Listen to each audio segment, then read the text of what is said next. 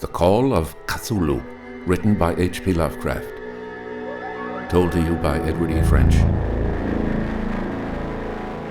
2. The Tale of Inspector Legrasse. The older matters which had made the sculptor's dream and bas-relief so significant to my uncle formed the subject of the second half of his long manuscript. Once before, it appears, Professor Angel had seen the hellish outlines of the nameless monstrosity, puzzled over the unknown hieroglyphics, and heard the ominous syllables which can be rendered only as Cthulhu. And all this in so stirring and horrible a connection that it is small wonder he pursued young Wilcox with queries and demands for data. The earlier experience had come in 1908, 17 years before, when the American Archaeological Society held its annual meeting in St. Louis. Professor Angel, as befitted one of his authority and attainments, had had a prominent part in all the deliberations and was one of the first to be approached by the several outsiders who took advantage of the convocation to offer questions for correct answering and problems for expert solution. The chief of these outsiders, and in a short time the focus of interest for the entire meeting, was a commonplace-looking middle-aged man who had traveled all the way from New Orleans for certain special information unobtainable from any local source. His name was John Raymond Legrasse, and he was by profession an inspector of police. With him he bore the subject of his visit, a grotesque, repulsive, and apparently very ancient stone statuette whose origin he was at a loss to determine. It must not be fancied that Inspector Legrasse had the least interest in archaeology. On the contrary, his wish for enlightenment was prompted by purely professional considerations. The statuette, idol, fetish, or whatever it was, had been captured some months before in the wooded swamps south of New Orleans during a raid on a supposed voodoo meeting, and so singular and hideous were the rites connected with it that the police could not but realize that they had stumbled on a dark cult totally unknown to them, and infinitely more diabolic than even the blackest of the African voodoo circles. Of its origin, apart from the erratic and unbelievable tales extorted from the captured members, absolutely nothing was to be discovered, hence the anxiety of the police for any antiquarian lore which might help them to place the frightful symbol, and through it track down the cult to its fountainhead. Inspector Legrasse was scarcely prepared for the sensation which his offering created. One sight of the thing had been enough to throw the assembled men of science into a state of tense excitement, and they lost no time in crowding around him to gaze at the diminutive figure whose utter strangeness and air of genuine abysmal antiquity hinted so potently at unopened and archaic vistas. No recognized school of sculpture had animated this terrible object, yet centuries and even thousands of years seemed recorded in its dim and greenish surface of unplaceable stone. The figure, which was finally passed slowly from man to man for close, careful study, was between 7 and 8 inches in height and of exquisitely artistic workmanship. It represented a monster of vaguely anthropoid outline, but with an octopus-like head, whose face was a mass of feelers, a scaly, rubbery-looking body, prodigious claws on hind and fore feet, and long, narrow wings behind. This thing, which seemed instinct with a fearsome and unnatural malignancy, was of a somewhat bloated corpulence, and squatted evilly on a rectangular block or pedestal covered with undecipherable characters. The tips of the wings touched the back edge of the block. The seat occupied the center, whilst the long, curved claws of the doubled-up, crouching hind legs gripped the front edge and extended a quarter of the way down toward the bottom of the pedestal. The cephalopod head was bent forward so that the ends of the facial feelers brushed the backs of huge forepaws which clasped the croucher's elevated knees. The aspect of the whole was abnormally lifelike, and the more subtly fearful because its source was so totally unknown. Its vast, awesome, and incalculable age was unmistakable, yet not one link did it show with any known type of art belonging to civilization's youth, or indeed to any other time. Totally separate and apart, its very material was a mystery, for the soapy greenish-black stone with its golden or iridescent flecks and striations resembled nothing familiar to geology or mineralogy.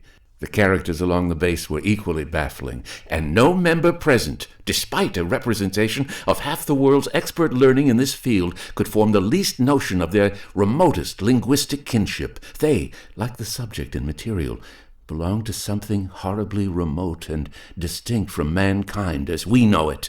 Something frightfully suggestive of old and unhallowed cycles of life in which our world and our conceptions have no part. And yet, as the members severally shook their heads and confessed defeat at the inspector's problem, there was one man in that gathering who suspected a touch of bizarre familiarity in the monstrous shape and writing, and who presently told with some diffidence of the odd trifle he knew. This person was the late William Channing Webb, professor of anthropology in Princeton University, and an explorer of no slight note. Professor Webb had been engaged 48 years before in a tour of Greenland and Iceland in search of some runic inscriptions which he failed to unearth, and whilst high up on the West Greenland coast had encountered a singular tribe or cult of degenerate Esquimaux, whose religion, a curious form of devil worship, chilled him with its deliberate bloodthirstiness and repulsiveness. It was a faith of which other Esquimaux knew little, and which they mentioned only with shudders, saying that it had come down from horribly ancient eons before ever the world was made. Besides nameless rites and human sacrifices, there were certain queer hereditary rituals addressed to a supreme elder devil or Tornasuk, and of this Professor Webb had taken a careful phonetic copy from an aged Angekok, or wizard priest, expressing the sounds in Roman letters as best as he knew how. But just now, of prime significance, was the fetish which this cult had cherished, and around which they danced when the aurora leaped high over the ice cliffs. It was, the professor stated, a very crude bas-relief of stone, comprising a hideous picture and some cryptic writing, and so far as he could tell, it was a rough parallel in all essential features of the bestial thing now lying before the meeting. This data, received with suspense and astonishment by the assembled members, proved doubly exciting to Inspector Legrasse, and he began at once to ply his informant with questions. Having noted and copied an oral ritual among the swamp cult worshippers his men had arrested, he besought the professor to remember as best he might the syllables taken down amongst the diabolist Esquimaux. There then followed an exhaustive comparison of details and a moment of really odd silence when both detective and scientist agreed on the virtual identity of the phrase common to two hellish rituals so many worlds of distance apart. What, in substance, both the Esquimaux wizards and the Louisiana swamp priests had chanted to their kindred idols was something very like this. The world divisions being guessed at from traditional breaks in the phrase as chanted aloud, Finglui, Moglanaf, Cthulhu, Rilya, Waganagl, Fatagan. Legrasse had one point in advance of Professor Webb, for several among his mongrel prisoners had repeated to him what older celebrants had told them the words meant.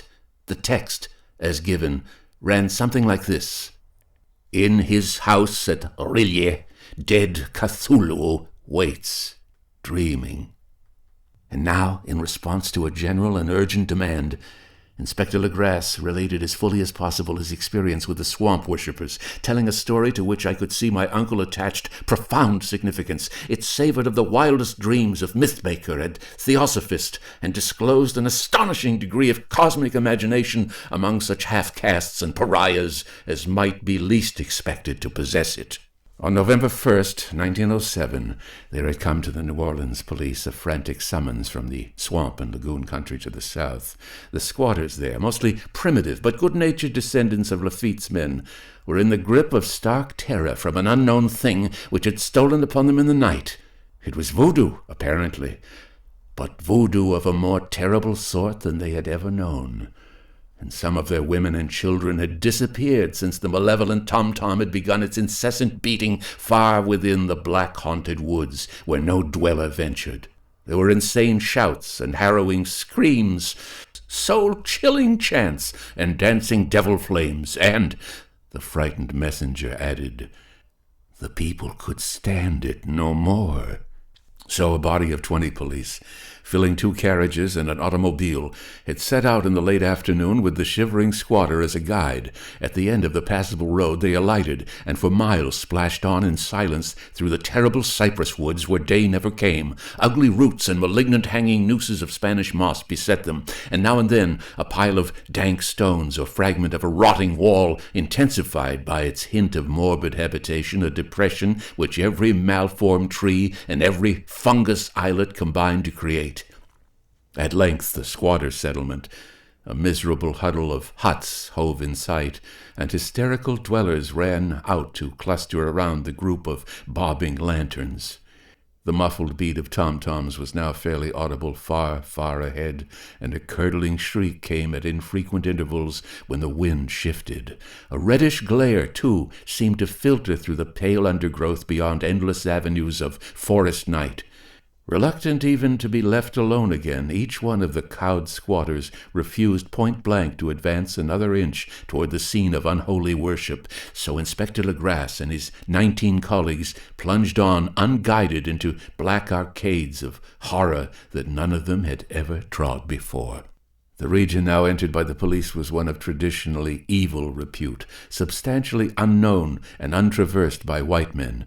There were legends of a hidden lake unglimpsed by mortal sight, in which dwelt a huge, formless, white polypus thing with luminous eyes, and squatters whispered that bat-winged devils flew out of the caverns in inner earth to worship it at midnight.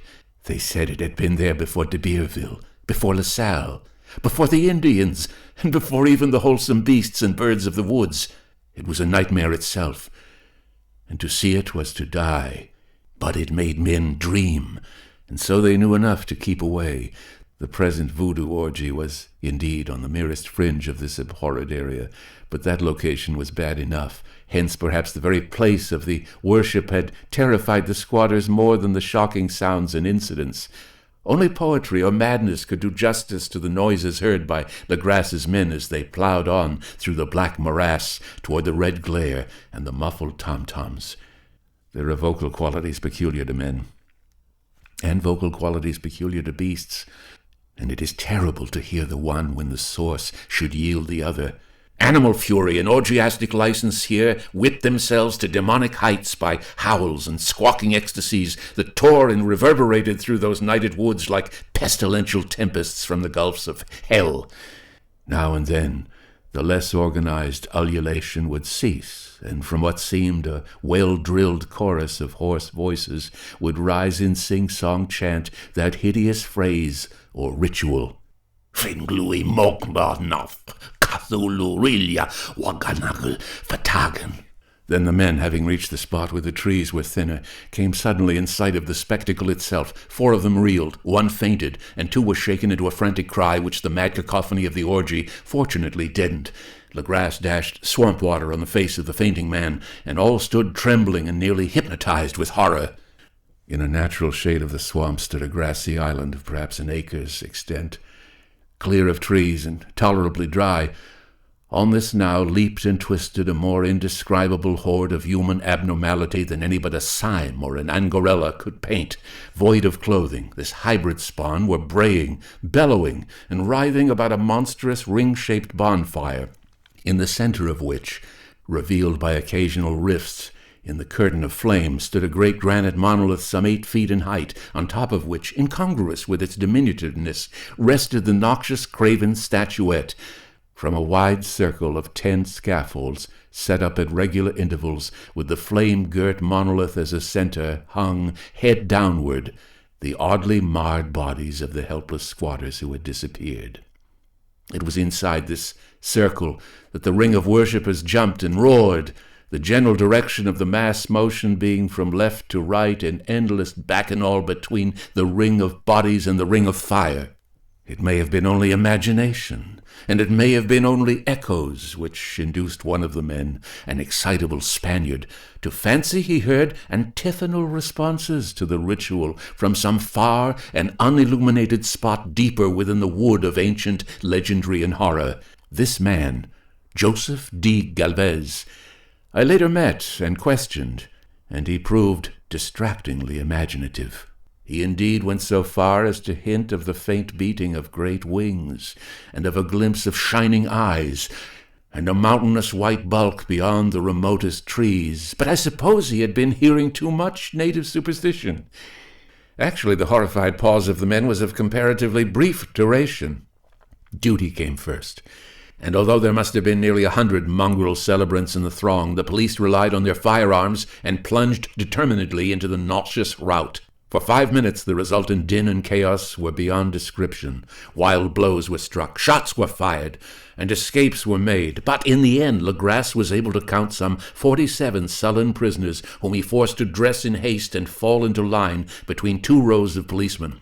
5 of the worshippers lay dead, and 2 severely wounded ones were carried away on improvised stretchers by their fellow prisoners. The image on the monolith, of course, was carefully removed and carried back by Legrasse. Examined at headquarters after a trip of intense strain and weariness, the prisoners all proved to be men of a very low, mixed blood, and mentally aberrant type. Most were seamen, and a sprinkling of Negroes and mulattoes, largely West Indians or Brava Portuguese from the Cape Verde Islands, gave a coloring of voodooism to the heterogeneous cult. But before many questions were asked, it became manifest that something far deeper and older than Negro fetishism was involved. Degraded and ignorant as they were, the creatures held with surprising consistency to the central idea of their loathsome faith. They worshipped, so they said, the great old ones, who lived ages before there were any men, and who came to the young world out of the sky. Those old ones were gone now, inside the earth and under the sea, but their dead bodies had told their secrets in dreams to the first men, who formed a cult which had never died. This was that cult, and the prisoners said it had always existed and always would exist, hidden in distant wastes and dark places all over the world until the time when the great priest, Cthulhu, from his dark house in the mighty city of R'lyeh under the waters, should rise and bring the earth again beneath his sway. Someday he would call, when the stars were ready, and the secret cult would always be waiting to liberate him. Meanwhile, no more must be told. There was a secret which even torture could not extract. Mankind was not absolutely alone among the conscious things of earth, for shapes came out of the dark to visit the faithful few. But these were not the great old ones. No man had ever seen the old ones. The carven idol was great Cthulhu, but none might say whether or not the others were precisely like him. No one could read the old writing now, but things were told by word of mouth. The chanted ritual was not the secret. That was never spoken aloud, only whispered. The chant meant only this: in his house at R'lyeh, dead Cthulhu waits, dreaming. Only 2 of the prisoners were found sane enough to be hanged, and the rest were committed to various institutions. All denied a part in the ritual murders, and averred that the killing had been done by black-winged ones which had come to them from their immemorial meeting place in the haunted wood. But of those mysterious allies, no coherent account could ever be gained. What the police did extract came mainly from an immensely aged mestizo named Castro, who claimed to have sailed to strange ports and talked with undying leaders of the cult in the mountains of China. Old Castro remembered bits of hideous legend that paled the speculations of theosophists and made man and the world seem recent and transient indeed. There had been eons when other things ruled on the earth, and they had great cities. Remains of them, he said, the deathless Chinaman had told him, were still to be found as cyclopean stones on islands in the Pacific. They all died vast epochs of time before men came, but they were arts which could revive them when the stars had come round again to the right positions in the cycle of eternity. They had indeed come themselves from the stars and brought their images with them. These great old ones, Castro continued, were not composed altogether of flesh and blood. They had shape, for did not this star-fashioned image prove it? But that shape was not made of matter. When the stars were right, they could plunge from world to world through the sky, but when the stars were wrong, they could not live. But although they no longer lived, they would never really die. They all lay in stone houses in their great city of Rillia, preserved by the spells of mighty Cthulhu for a glorious resurrection when the stars and the earth might once more be ready for them. But at that time some force from outside must serve to liberate their bodies. The spells that preserved them intact likewise prevented them from making an initial move, and they could only lie awake in the dark and think whilst uncounted millions of years rolled by. They knew all that was occurring in the universe, but their mode of speech was transmitted thought. Even now they talked in their tombs. When after infinities of chaos the first men came, the great old ones spoke to the sensitive among them by molding their dreams, for only thus could their language reach the fleshy minds of mammals. Then, whispered Castro, those first men formed the cult around small idols which the great ones showed them. Idols brought in dim areas from dark stars. That cult would never die till the stars came right again, and the secret priests would take great Cthulhu from his tomb to revive his subjects and resume his rule of earth. The time would be easy to know, for then mankind would have become as the old ones, free and wild, and beyond good and evil, with laws and morals thrown aside, and all men shouting and killing and reveling in joy. Then the liberated old ones would teach them new ways to shout and kill and revel and enjoy themselves, and all the earth would flame with a holocaust of ecstasy and freedom. Meanwhile, the cult, by appropriate rites, must keep alive the memory of those ancient ways and shadow forth the prophecy of their return. In the elder time, chosen men had talked with the entombed old ones in dreams, but then something happened. The great stone city of Rillia, with its monoliths and sepulchres, had sunk beneath the waves, and the deep waters, full of the one primal mystery through which not even thought can pass, had cut off the spectral intercourse. But memory never died. The high priests said that the city would rise again when the stars were right. Then came out of the earth the black spirits of earth, mouldy and shadowy, and full of dim rumors picked up in caverns beneath forgotten sea bottoms. But of them old Castro dared not speak much. He cut himself off hurriedly, and no amount of persuasion or subtlety could elicit more in this direction. The size of the old ones, too, he curiously declined to mention. Of the cult, he said that he thought the center lay amid the pathless deserts of Arabia, where Arum, the city of pillars, dreams hidden and untouched. It was not allied to the European witch cult, and was virtually unknown beyond its members. No book had ever really hinted of it, though the deathless Chinaman said that there were double meanings in the Necronomicon of the mad Arab Abdul al-Hazred, which the initiated might read as they chose, especially the much-discussed couplet, "That is not dead which can eternal lie, and with strange eons even death may die." Legrasse, deeply impressed and not a little bewildered, had inquired in vain concerning the historic affiliations of the cult. Castro apparently had told the truth when he said that it was wholly secret. The authorities at Tulane University could shed no light upon either cult or image. And now the detective had come to the highest authorities in the country and met with no more than the Greenland tale of Professor Webb. The feverish interest aroused at the meeting by Legrasse's tale, corroborated as it was by the statuette, is echoed in the subsequent correspondence of those who attended, although scant mention occurs in the formal publications of the Society. Caution is the first care of those accustomed to face occasional charlatanry and imposture.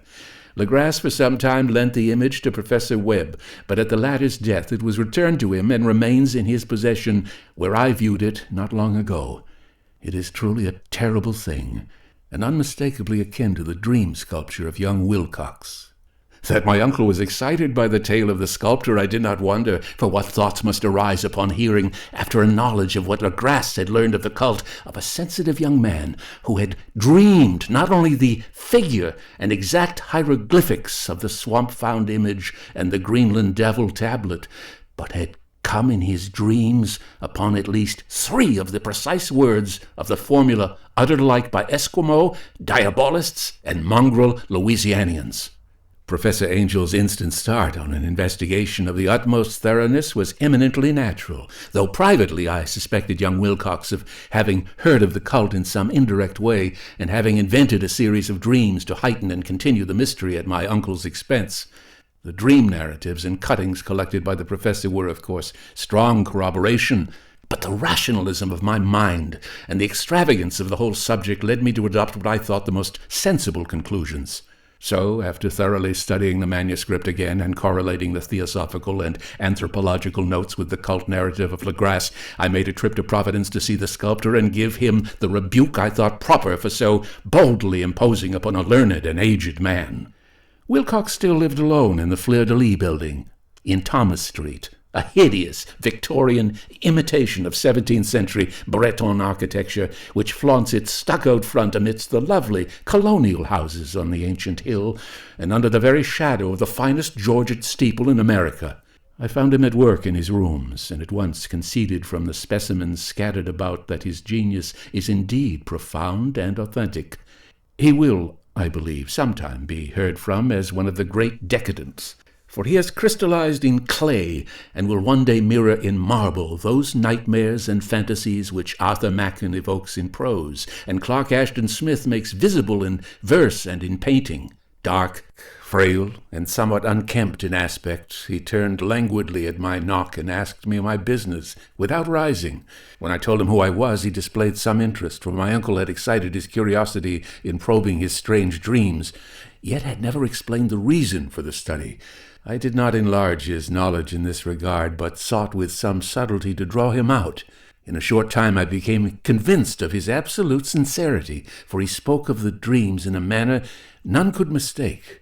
They and their subconscious residuum had influenced his art profoundly, and he showed me a morbid statue whose contours almost made me shake with the potency of its black suggestion. He could not recall having seen the original of this thing except in his own dream bas-relief, but the outlines had formed themselves insensibly under his hands.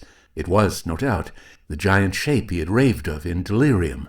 That he really knew nothing of the hidden cult, save from what my uncle's restless catechism had let fall, he soon made clear, and again I strove to think of some way in which he could possibly have received the weird impressions. He talked of his dreams in a strangely poetic fashion, making me see with terrible vividness the damp cyclopean city of slimy green stone, whose geometry, he oddly said, was all wrong, and hear with frightened expectancy the ceaseless, half-mental calling from underground, "Cthulhu Fatagan, Cthulhu Fatagan." These words had formed part of that dread ritual which told of dead Cthulhu's dream vigil in the stone vault at Relia, and I felt deeply moved, despite my rational beliefs. Wilcox, I was sure, had heard of the cult in some casual way, and had soon forgotten it amidst the mass of his equally weird reading and imagining.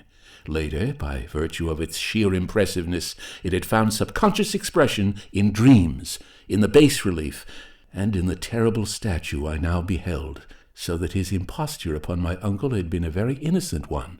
The youth was of a type at once slightly affected and slightly ill-mannered, which I could never like, but I was willing enough now to admit both his genius and his honesty. I took leave of him amicably and wished him all the success his talent promises. The matter of the cult still remained to fascinate me, and at times I had visions of personal fame from researches into its origin and connections. I visited New Orleans and talked with Legras and others of that old-time raiding party, saw the frightful image, and even questioned such of the mongrel prisoners as still survived. Old Castro, unfortunately, had been dead for some years. What I now heard so graphically at first hand, though it was really no more than a detailed confirmation of what my uncle had written, excited me afresh, for I felt sure that I was on the track of a very real, very secret, and very ancient religion whose discovery would make me an anthropologist of note. My attitude was still one of absolute materialism, as I wish it still were, and I discounted with almost inexplicable perversity the coincidence of the dream notes and the odd cuttings collected by Professor Angel. One thing I began to suspect, and which I now fear I know, is that my uncle's death was far from natural. He fell on a narrow hill street leading up from an ancient waterfront swarming with foreign mongrels after a careless push from a Negro sailor. I did not forget the mixed blood and marine pursuits of the cult members in Louisiana, and would not be surprised to learn of secret methods and poison needles as ruthless and as anciently known as the cryptic rites and beliefs. Legrasse and his men, it is true, have been let alone, but in Norway a certain seaman who saw things is dead. Might not the deeper inquiries of my uncle, after encountering the sculptor's data, have come to sinister ears? I think Professor Angel died because he knew too much, or because he was likely to learn too much. Whether I shall go as he did remains to be seen, for I have learned much now. The end of Part 2. The Tale of Inspector Legrasse. The Call of Cthulhu is read by Edward E. French. A copyright exists on this recording and all recordings by Edward E. French. Inquiries should be addressed to email edwardfrench06@hotmail.com. Good night.